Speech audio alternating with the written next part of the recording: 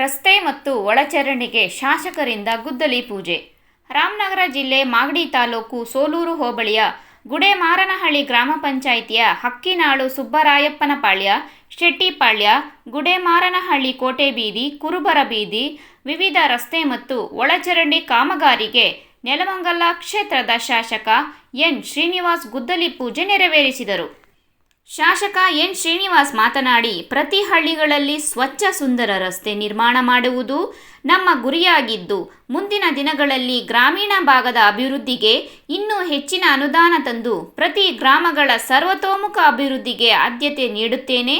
ನನ್ನ ಅಧಿಕಾರ ಅವಧಿಯಲ್ಲಿ ಸೋಲೂರು ಹೋಬಳಿಯ ಎಲ್ಲ ಗ್ರಾಮವನ್ನು ಮಾದರಿ ಗ್ರಾಮವನ್ನಾಗಿ ಮಾಡಲು ಪ್ರಯತ್ನಿಸುತ್ತೇನೆ ಮತ್ತು ಸೋಲೂರು ಹೋಬಳಿಯ ಜನತೆಯ ಬೇಡಿಕೆಯಂತೆ ಸೋಲೂರು ಹೋಬಳಿಯನ್ನು ನೆಲಮಂಗಲ ಕ್ಷೇತ್ರಕ್ಕೆ ಮತ್ತು ಬೆಂಗಳೂರು ಗ್ರಾಮಾಂತರ ಜಿಲ್ಲೆಗೆ ಸೇರಿಸಿ ಈ ಭಾಗದ ಜನರ ಋಣ ತೀರಿಸುವುದು ನನ್ನ ಗುರಿಯಾಗಿದೆ ಎಂದರು.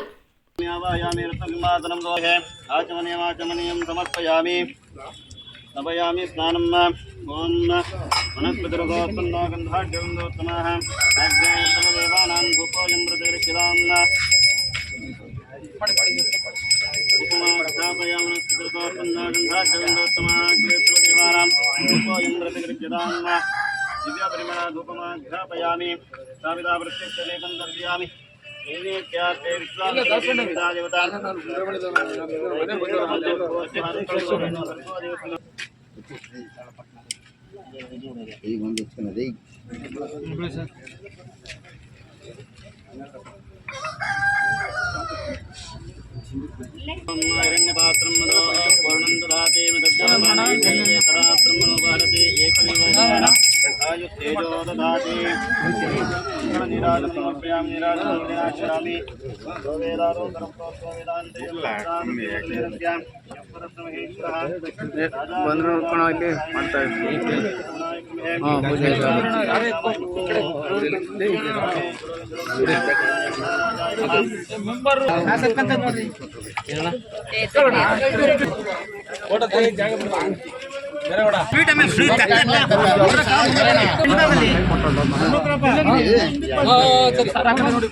अंकल अंकल फोटो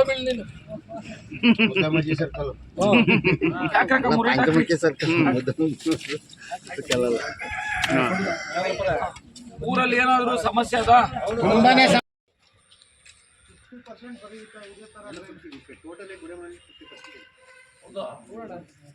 ಈಗ 500 metre train with covering stop, ಒಂದು 400 ಮೀಟರ್ ರೋಡ್ ಈಗ ಆಗಿರೋದ್ರಲ್ಲಿ ನೀವು ಡ್ರೈನ್ ಮಾಡಿಸಿ ರೋಡ್ ಮಾಡಿಸ್ಬೇಕು. ನಾನು ಹೇಳ್ತೀನಿ ಅವ್ನು ಕಾಂಟ್ರಾಕ್ಟರ್ ಮಾಡೋಕ್ಕೆ.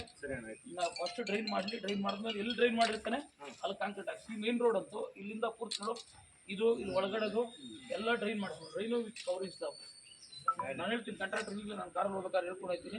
ವೆಚ್ಚದ ಅನುದಾನದಲ್ಲಿ ರಸ್ತೆ ಮತ್ತು ಚರಂಡಿ ಅಭಿವೃದ್ಧಿ ಕಾಮಗಾರಿಗೆ ನಮ್ಮೆಲ್ಲ ಮುಖಂಡರು ಹಾಗೂ ಸಾರ್ವಜನಿಕರ ಸಮ್ಮುಖದಲ್ಲಿ ಭೂಮಿ ಪೂಜೆಯನ್ನು ನೆರವೇರಿಸಿ ಕಾಮಗಾರಿಗೆ ಚಾಲನೆಯನ್ನು ಯಾವ್ಯಾವ ಕಾಮಗಾರಿ? ಗುಡೇಮಾರನಹಳ್ಳಿಯಲ್ಲಿ 1 ಕೋಟಿ ವೆಚ್ಚದ ರಸ್ತೆ ಮತ್ತು ಚರಂಡಿ ಅಭಿವೃದ್ಧಿ ಕಾಮಗಾರಿ, ಹಕ್ಕಿನಾಳು ಮತ್ತು ಶೆಟ್ಟಿಪಾಳ್ಯದಲ್ಲಿ